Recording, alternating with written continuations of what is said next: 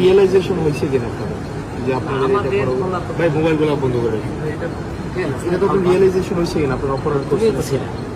আমরা তো ছিলাম বলতে স্যার, আমরা তো আপনার অপরাধ করছেন যে ছাত্রলীগ নির্যাতন নিপীড়ন করছে, আপনারা এগুলো ইন্ধন দিচ্ছেন, এগুলো নিয়ে স্যার আপনার অনুতপ্ত কিনা স্যার? তোমার কথাগুলো কেমন নাচ না? কেমন না স্যার? তুমিও তো আমাদের মধ্যে না, আমি আপনাদের মধ্যে ছিলাম না, আমি আপনাদের বিরোধিতা করছি। না, আমি আপনার বিরোধিতা করছি। আপনি আমার জঙ্গি ট্যাগ দিয়েছিলেন ওই ইয়াতে রেজিস্টার বিল্ডিং এ, আপনি বলছিলেন আমি জঙ্গি। তুমি জঙ্গি? আপনি আমি এটা বলছিলেন স্যার। এবং না স্যার, বিশ্ববিদ্যালয় স্যার আপনাকে সাক্ষী রেখে ছাত্রলীগ নির্যাতন নিপীড়ন করছে, তখন আপনারা কিছুই বলেন না।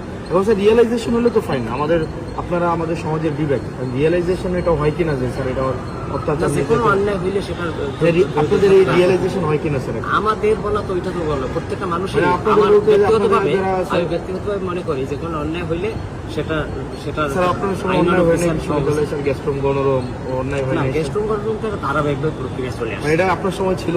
না, আমার সময় ছিল, কিন্তু আমার কিন্তু উদ্যোগগুলো আমারই নেওয়া ছিল। না না হাসনাত, এটাও তুমি জাতি হিসেবে আপনাদের লেখা পড়ার তারপরে কাছের মধ্যে এই জিনিসগুলো আসা উচিত, রিফ্লেকশন হওয়া উচিত। এটাও তুমি স্বীকার করবা যে পদক্ষেপগুলো সেগুলো কিন্তু আমি নিয়েছিলাম, এটাও স্যার আপনারা সবসময় ডিনাই করছেন। কোন অর্থে সেটা ভিন্ন, কিন্তু শুরুটা কিন্তু আমি করেছিলাম নির্যাতন নিপীড়ন, তোমরা সহযোগিতা করছিলাম। না, ডিনাই করাটা অন্য জিনিস, ডিনাই করা তো অপরাধ। যারা প্রক্টর স্যার ছিলেন উনি বারবার ডিনাই করছেন। না, ডিনাই ইতিহাস সবাইকে ভালো থাকবে, শুভকামনা।